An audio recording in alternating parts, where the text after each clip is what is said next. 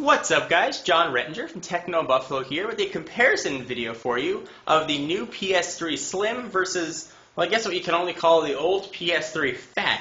That's the 60 gigabyte version there on the right. Let's go ahead and check out the size of these two and see how they stack up.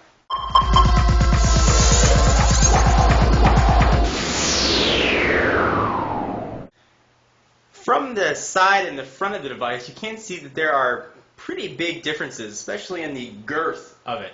When you look at the top, that's really where it's most noticeable. Pretty substantial thickness here, not so thick right there. Size is obviously the big difference between these two consoles. The PS3 Slim is quite obviously much slimmer. But you probably knew that. Let's take a look at the design of the two and see really where some of the differences lie. So we'll lay both of them flat again.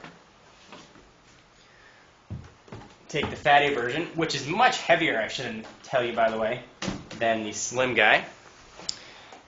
And here is kind of where you can start to see some of the bigger differences. On the slim, you've actually got physical buttons for eject and power on. On the older outgoing PS3 model, these are actually touch-sensitive buttons for eject and power on. So that's sort of one change that they made. Also, both of them are still front-loading. This one sort of almost had an upward tilt. This one looks a little more flush. Both have two USB ports that are found down below. So two right there, both on the right-hand side of the devices. If we turn them around, you can start to see a little more difference as well. And you can also see the size between the two. So on the fatty PS3, you take a look at the back and the ports that are available here. You've got that Sony proprietary video cable that connects to a component, composite, whatever you want. You've got your optical out, HDMI, Ethernet power, and the power port and the power on-off switch.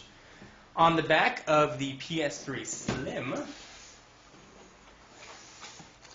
you've got sort of that same array of ports, but the only thing that's missing is the power switch. So that's gone. When you plug it in and you turn it on, it's turned on. There's no need for it on-off. Interestingly enough, even though this doesn't have a power switch to be turned off, it does use significantly less power than the fat version.